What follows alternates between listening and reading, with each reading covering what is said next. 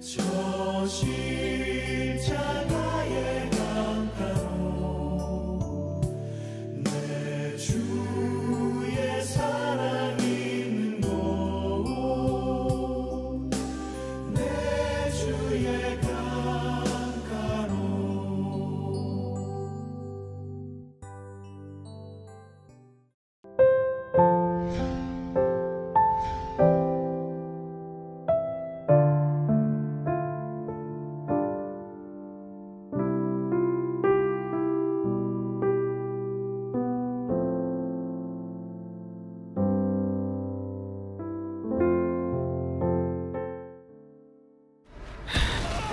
나귀의 턱뼈로 한 더미, 두 더미를 쌓았으며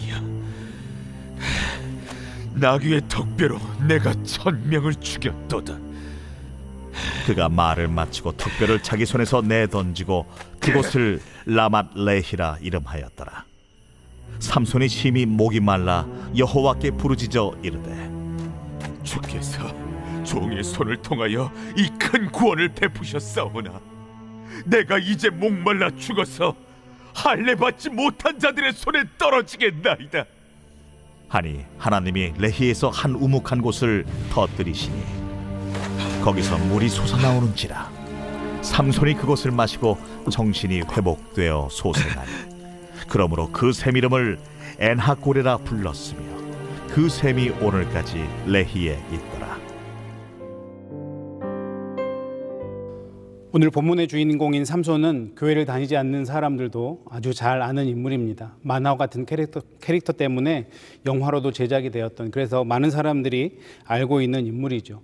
삼손이 어떤 사람입니까? 삼손은 태어날 때부터 하나님의 기대를 어마어마하게 받고 태어났던 인물이고, 또 민족을 위해 쓰임받도록 하나님이 예비해 놓으신 인생이 바로 이 삼손이었습니다. 그래서 하나님께서 많은 은사와 재능을 주셨는데 그 은사와 재능을 다 사소한데 허비하다가 끝내버린 인생이 바로 이 삼손입니다. 그런데 이 삼손을 보고 있자면 어딘지 모르게 우리와 비슷한 인생이다라는 생각이 듭니다. 우리를 위해 십자가의 보혈을 흘려주시고 또 왕같은 제사장으로 거룩한 나라로 우리에게 많은 은사를 주셨는데 삼손처럼 세상을 사랑하고 세상에 우리의 마음을 주며 그렇게 인생을 허비하고 있는 우리의 모습과도 좀 비슷하지 않나, 그런 생각을 해보게 되었습니다.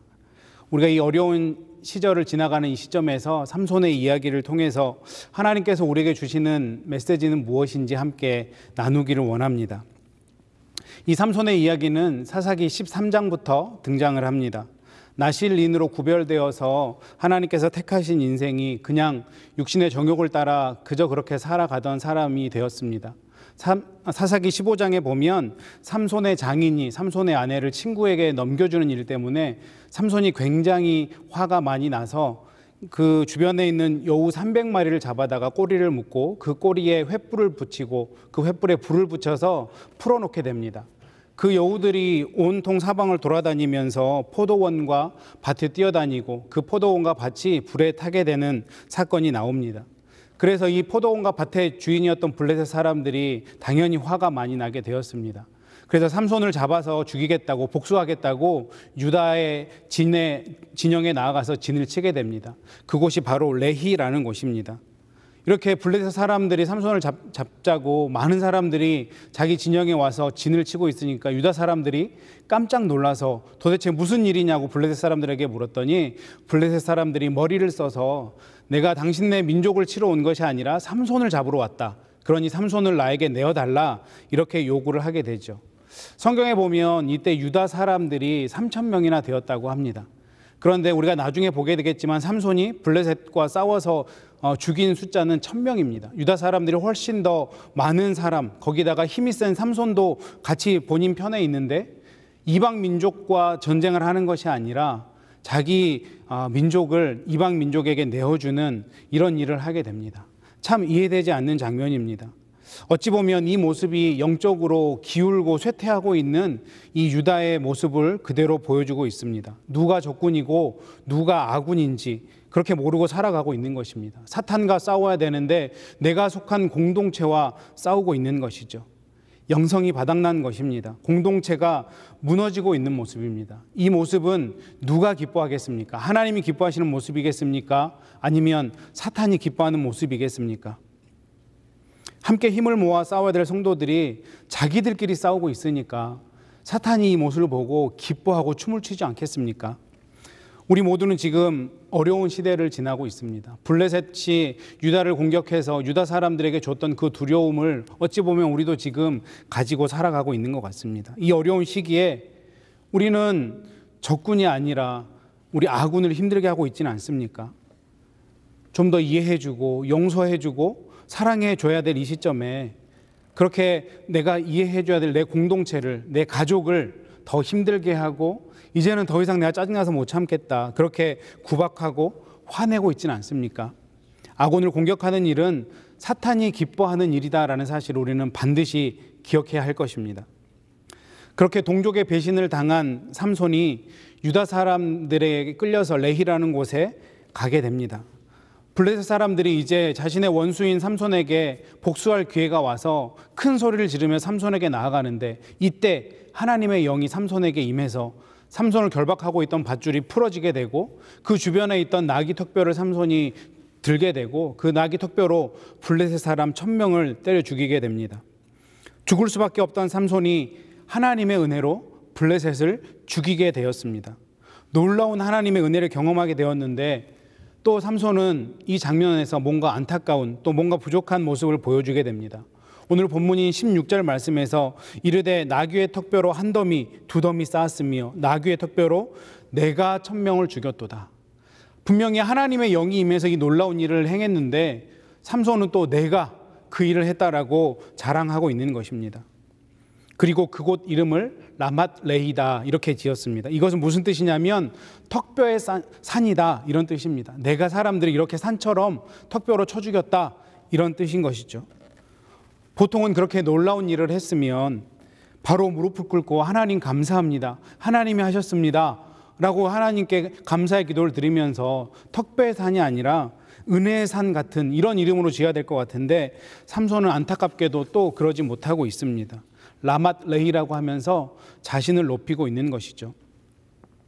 그런데 이 본문을 묵상하면서 제가 은혜가 되고 도전이 되었던 부분은 바로 다음 부분입니다. 그렇게 삼손이 블레셋 사람 1000명을 죽이고 났으니 얼마나 목이 말랐겠습니까? 아마 이 갈증이 삼손을 거의 죽일 지경까지 몰고 갔던 것 같습니다. 그래서 삼손이 하나님께 외칩니다. 하나님, 제가 목말라 죽겠습니다. 이렇게 외쳤더니 하나님이 어떻게 반응하셨습니까? 만약에 성도님이 하나님이라면 이럴 때 어떻게 반응하시겠습니까? 지금까지 삼손은 하나님을 배신하고 하나님의 마음도 모르고 죄를 짓고 베풀어준 은혜를 다 잊어버렸습니다. 나시인으로서의 거룩함을 내던지고 그렇게 살아왔는데, 그런 삼손에게 또 하나님의 영이 임해서 블레셋 사람 1000명을 나귀의 턱뼈로 쳐 죽이게 하는 놀라운 은혜를 다시 베풀어 주셨는데, 그 은혜에도 불구하고 다시 자화자찬을 하면서 하나님께 가야 될 영광을 삼손이 빼앗고 있는 것입니다. 그런데 이제 목이 말라 죽을 지경이 되니까 다시 하나님 앞에 찾고 있는 거죠. 주님 도와주십시오.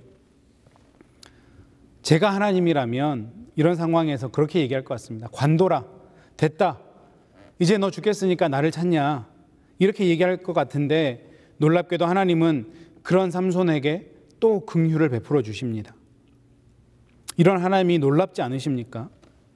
그렇게 하나님께서는 레히의 한 우묵한 곳에서 샘물을 터뜨려서 삼손으로 하여금 그 목마름을 해결하게 하십니다. 그리고 삼손은 그 물을 통해서 회복되게 되었습니다. 그리고 그곳의 이름을 엔핫고레 이렇게 짓습니다. 여기서 엔이라는 단어는 샘이라는 뜻이고 핫고레는 부르짖는 자라는 뜻이 있습니다. 다시 말하면 엔핫고레는 부르짖는 자의 샘이라는 뜻입니다. 즉 하나님께 부르짖었을 때 본인이 샘을 경험했다 이런 뜻입니다. 삼손의 기도가 터졌을 때, 삼손이 부르짖었을 때 물이 터져 나왔다는 것이죠. 그가 뻔뻔하게 부르짖었는데도 하나님의 긍휼을 경험했던 것입니다. 사랑하는 성도님 여러분, 며칠 지나면 괜찮아지겠지라는 생각을 매일매일 합니다. 그런데 우리가 지금 살아가고 있는 이 땅은 끝이 보이지 않는 터널을 지나가는 것 같습니다.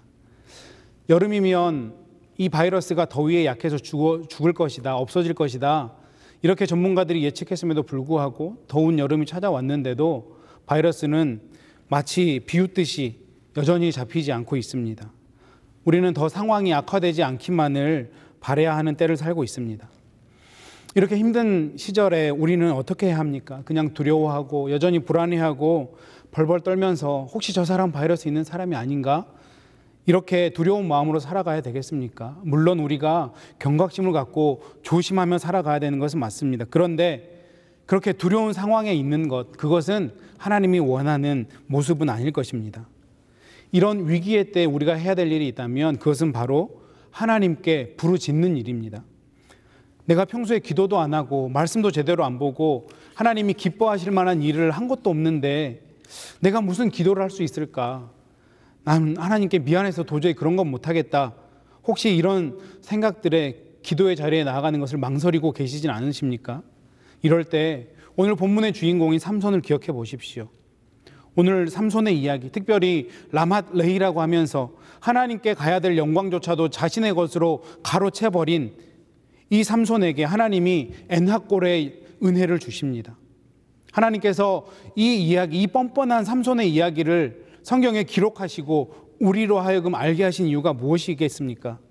괜찮다는 것입니다. 그냥 그 모습 그대로 나와서 내 앞에서 부르짖으라는 것입니다. 왜 그래도 괜찮습니까? 하나님이 우리의 아버지가 되시기 때문입니다. 내가 어렵고 힘들 때 하나님께 나아가서 내 아버지 품에 나아가서 아버지 나 힘듭니다. 아빠 나 힘들어요. 저 좀 안아주세요. 제 힘든 문제 좀 해결해 주세요. 이렇게 요구할 수 있는 것은 자녀의 특권입니다. 그 자녀의 특권을 포기하시겠습니까? 삼손도 하나님께 울부짖었습니다. 그랬을 때 하나님이 그 삼손의 어떠함에 상관없이 그 뻔뻔한 모습에도 상관없이 하나님은 삼손의 기도를 그 울부짖음을 들어주셨던 것입니다. 그렇게 하나님 앞에 나아가서 부르짖었더니 하나님께서 마실 물만 준 것이 아니라 삼손을 믿음의 사람으로 인정해 주셨던 것입니다. 우리도 삼손과 같이 이 긍휼을 베푸시는 주님께 부르짖을 때입니다. 오늘 우리에게 자비를 베푸시는 하나님께 삼손처럼 간절히 부르짖을 수 있기를 바랍니다. 우리 그 간절한 부르짖음에 하나님께서 자비와 은혜로 우리에게 함께 하실 것이고 삼손에게 베푸셨던 그 엔하골의 은혜를 우리에게도 베풀어 주실 것입니다. 우리는 다 같이 어려운 시절을 살아가고 있습니다. 조금만 지나면 괜찮겠지 했는데 언제 괜찮아질지 모르겠습니다. 이런 절망의 순간에, 어려움의 순간에 그냥 그 절망의 자리에만 앉아있지 마십시오. 우리의 모습에 상관없이 여전히 우리를 기다리시는, 우리의 부르짖음을 기다리시는 그 하나님 앞에 나아가십시오. 그리고 그 하나님께 부르짖을 때 삼손에게 주셨던 그 엔하골의 은혜가 우리 모두에게 있게 될 줄을 믿습니다.